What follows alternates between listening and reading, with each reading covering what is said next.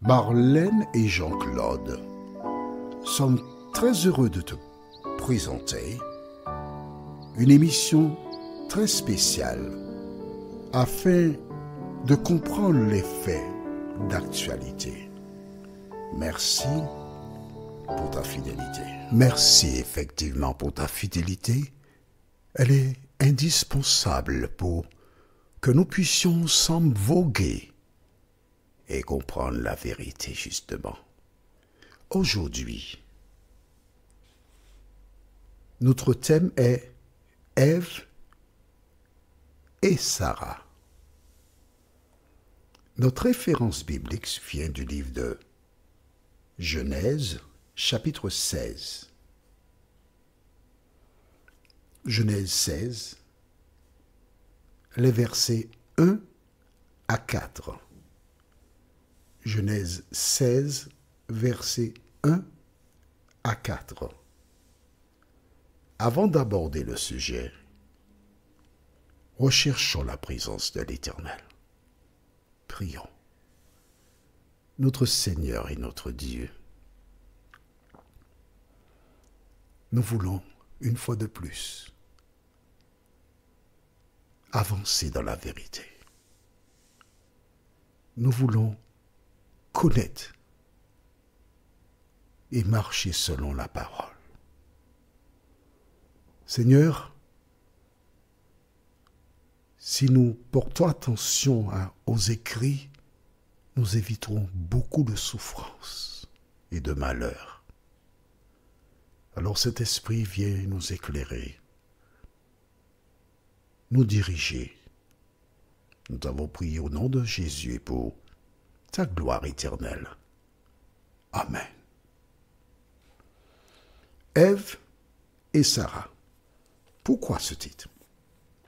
Rappelle-toi, lorsque Dieu créa le monde, il y plaça d'abord Adam, et d'Adam il créa Ève. Il donna des instructions claires et précises, à savoir, vous pouvez manger les fruits de tous les arbres qui sont dans le jardin, excepté celui qui est au milieu, l'arbre de la connaissance du bien et du mal, car le jour où tu en mangeras, tu mourras. J'ai déjà eu l'occasion d'expliquer que cet arbre-là était un test d'amour et de respect. Dieu aurait pu mettre autour de l'arbre des barbelés, des anges, ou encore quelque chose, un mur invisible. Mais Dieu n'est pas comme cela. Il a laissé à l'homme le libre arbitre, la liberté.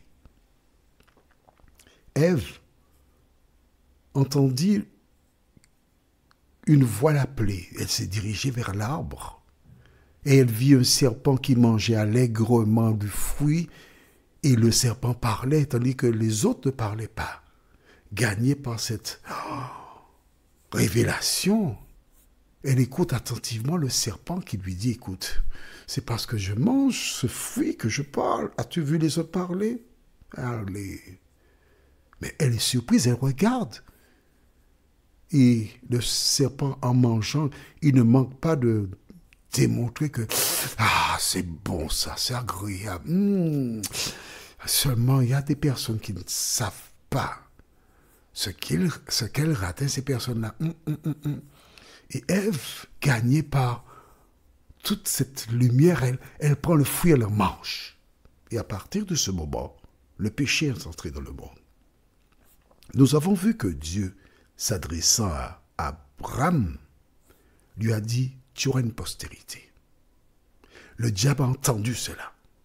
Le diable sait que Dieu ne peut pas bénir une relation contraire à celle que Dieu a placée, le mariage. Il ne sait pas comment Dieu va faire, mais il sait que ça ne peut pas être autrement qu'entre Abraham et Saraï. Et comme pour Ève, le diable va tenter Saraï et lui inspirer une idée ténébreuse, pas lumineuse, non, mais ténébreuse. Je t'en avais parlé. C'était pour te préparer déjà. Mais maintenant, nous allons découvrir cela au livre de Genèse, toujours. Cette fois-ci, le verset 16. Et nous lisons à partir du verset 1 jusqu'au verset 4. Genèse 16, verset 1 à 4. Tu sais que j'aime quand tu lis en même temps que moi. D'accord? Donc, on ne va pas changer de nos habitudes. Lisons. Saraï, femme d'Abram, ne lui avait point donné d'enfant. Elle avait une servante égyptienne nommée Agar. Et Saraï dit à Abram, « Voici l'Éternel m'a rendu stérile. Viens, je te prie, vers ma servante. Peut-être aurais-je par elle des enfants. » Abraham écouta la voix de Saraï. Tu penses bien, une femme qui dit à son mari, « Écoute, je n'ai pas d'enfant, mais viens vers ma servante. Va vers elle, maman. » Il n'a pas posé de question à Saraï. Tu penses, tu crois que c'est sage que j'aille vers la servante? Tu ne penses pas que c'est risqué, il y a des dangers? Mes amis, une aubaine, ta femme te dit d'aller vers une autre femme, tu vas poser ce genre de questions. Attends, tu as un problème, frère. Tu as un problème. Abraham dit, bon, ben écoute, bon, je dois te faire plaisir, alors chérie, ben d'accord, hein? Ok, c'est bon.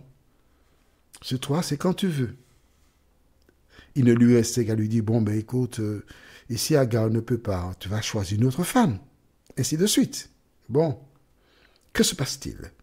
Lisons maintenant, à nouveau, verset 3 alors, Saraï, femme d'Abram, prit Agar l'Égyptienne, sa servante, et la donna pour femme à Abram, son mari, après qu'Abram eut habité 10 années dans le pays de Canaan.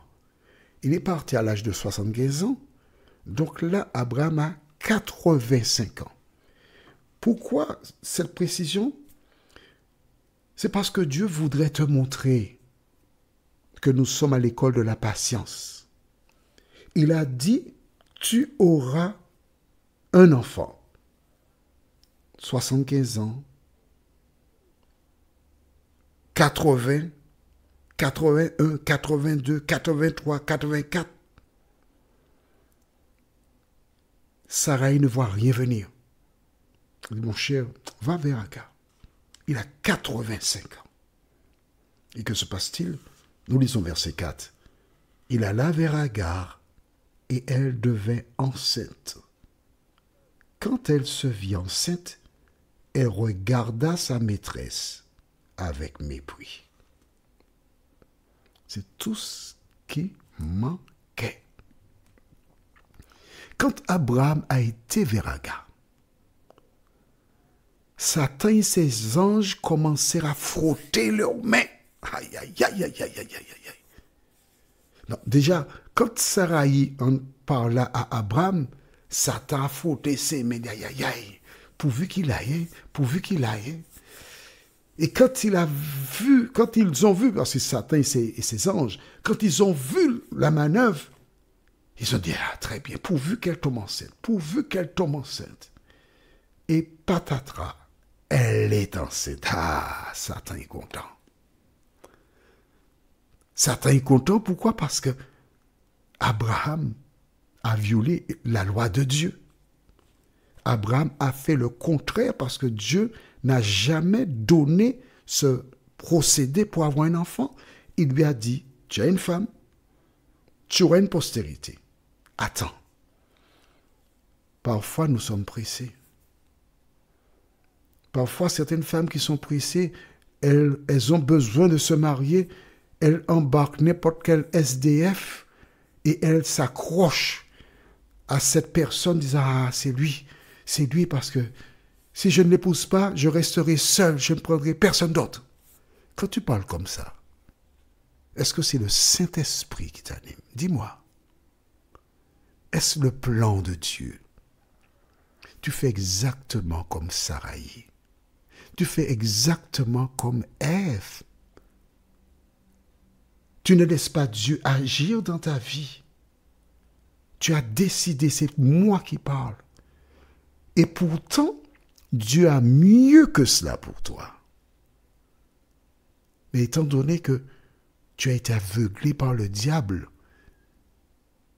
tu tombes dessus et tu t'accroches à quelque chose du néant.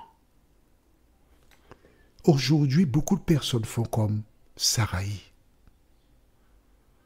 Elles utilisent des procédés humains.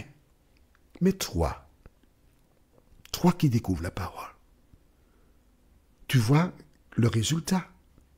Une fois qu'Agar devint enceinte, elle commence à mépriser Saraï.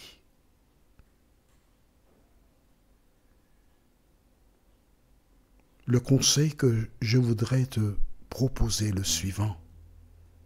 Ne cherche pas à donner du coup de main à Dieu. Laisse à Dieu le soin de diriger ses affaires. Prions. Notre Seigneur et notre Dieu, quelle souffrance. Aujourd'hui, quand nous regardons au journal télévisé des personnes qui sont retenues en otage, ces cercueils qui sont rapatriés en Israël, des personnes qui sont mortes. Toute cette guerre qui ne finit pas, Seigneur. Pourquoi? Parce que des humains ont fait des choix pour le malheur des uns et des autres. Seigneur, aide-nous à tirer les leçons et à ne pas nous comporter comme eux, nous t'en prions. Au nom de Jésus et pour ta gloire éternelle. Amen. Que l'Éternel continue de nous éclairer et il me tarde de te retrouver. Nous sommes parvenus au terme de notre réflexion.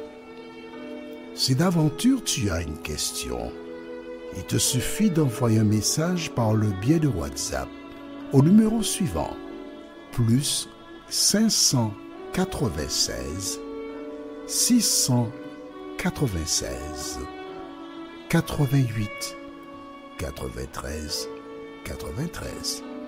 Et alors Jean-Claude, moi, je me ferai un réel plaisir de répondre à ta question.